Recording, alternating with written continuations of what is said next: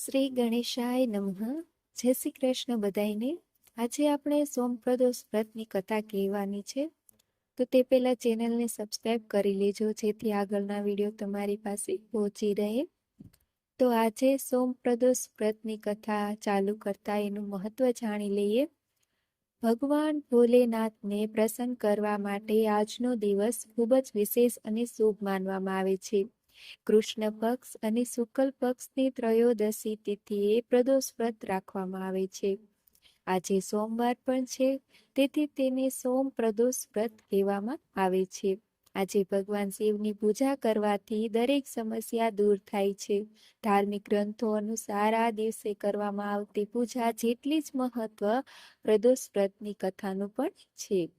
તો ચાલો જાણીએ કે કઈ કથા અત્યારે વાંચવામાં આવે છે કે સાંભળવામાં આવે છે, તેથી પૂજા સફળ માનવામાં આવે છે.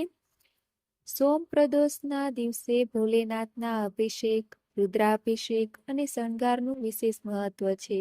આ દિવસે સાચા મનથી ભોલેનાથની પૂજા કરવાથી મનવાંછિત ફળ મળે છે.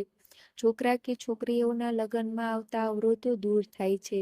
જે લોકો સંતાન મેળવવા ઈચ્છે છે, તેઓએ આ દિવસે મહાદેવને પંચગવ્યથી અભિષેક કરવો જોઈએ. જે લોકો લક્ષ્મી અને કરિયરમાં સફળતા મેળવવા ઈચ્છે છે, તેમને શિવલિંગ પર દૂધનો અભિષેક કર્યા પછી તેના પર ફૂલની માળા અર્પણ કરવી જોઈએ. એવું માનવામાં આવે છે કે આવું કરવાથી ભોલેનાથ ખૂબ જ પ્રસન્ન થાય છે. હવે આપણે ચાલુ કરીએ કથા.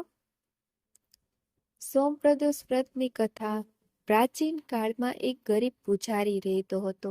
તે પાદરીના મૃત્યુ પછી તેની વિધવા પત્ની તેના પુત્રની સાથે લઈને તેના ભરણ પોષણ માટે ભીખ માંગતી. સાંજ સુધી ઘરે પરત ફરતી. એક દિવસ તે વિદર્ભ દેશના રાજકુમારને મળ્યો, જેને પિતાના અવસાન પછી સ્થળે સ્થળે ભટકવાનું શરૂ કર્યું હતું. પાદરીની પત્ની તેની સ્થિતિ સહન કરી શકતી ન હતી. એક દિવસ પૂજારીની પત્ની બંને પુત્રોને પોતાની સાથે ઋષિ સાંડિલ્યના આશ્રમમાં લઈ ગઈ. ત્યાં તેને ઋષિ પાસેથી ભગવાન શિવના પ્રદોષ વ્રતની કથા અને પદ્ધતિ સાંભળી અને ઘરે જઈને તેને પણ પ્રદોષ વ્રત રાખવાનું શરૂ કર્યું.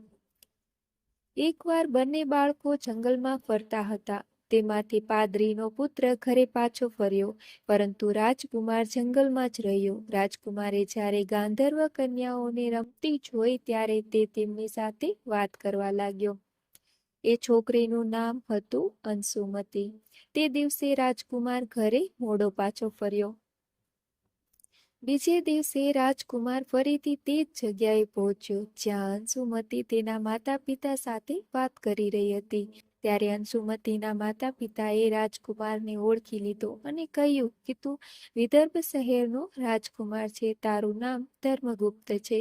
અંશુમતીના માતા પિતાને રાજકુમાર પસંદ આવ્યો અને કહ્યું કે ભગવાન શિવની કૃપાથી અમે અમારી દીકરીના લગ્ન તમારી સાથે કરવા માંગીએ છીએ. શું તમે આ લગ્ન માટે તૈયાર છો? જ્યારે રાજકુમારે તેની મંજૂરી આપી, ત્યારે તેમના લગ્ન થયા. બાદમાં રાજકુમારે ગાંધર્વની વિશાળ સેના સાથે વિદર્ભ પર હુમલો કર્યો અને ભયંકર યુદ્ધ જીત્યું અને તેની પત્ની સાથે રાજ કરવા લાગ્યો. ત્યાં તે મહેલમાં તે પૂજારીની પત્ની અને પુત્રને સન્માન સાથે લાવ્યો અને પોતાની સાથે રાખવા લાગ્યો. પૂજારીની પત્ની અને પુત્રના તમામ દુઃખ અને ગરીબી દૂર થઈ ગયા અને તેઓ સુખી જીવન જીવવા લાગ્યા. એક દિવસ અંશુમતીએ રાજકુમારને આ બધી બાબતો પાછળનું કારણ અને રહસ્ય પૂછ્યું. તો રાજકુમારે અંશુમતીને તેના જીવનની આખી વાત કહી અને પ્રદોષ વ્રતનું મહત્વ અને વ્રતની મળતા પરિણામો વિશે પણ જણાવ્યું. તે દિવસથી જ પ્રદોષ વ્રતની પ્રતિષ્ઠા અને મહત્વ વધી ગયું અને લોકો માન્યતા પ્રમાણે આ વ્રત રાખવા લાગ્યા. ઘણી જગ્યાએ પુરુષો અને સ્ત્રીઓ બંને તેમની ભક્તિ પ્રમાણે આ વ્રત રાખે છે. આ વ્રત રાખવાથી વ્યક્તિની તમામ પરેશાનીઓ અને પાપોનો નાશ થાય છે અને વ્યક્તિ પોતાની મનોકામના પ્રાપ્ત કરે છે.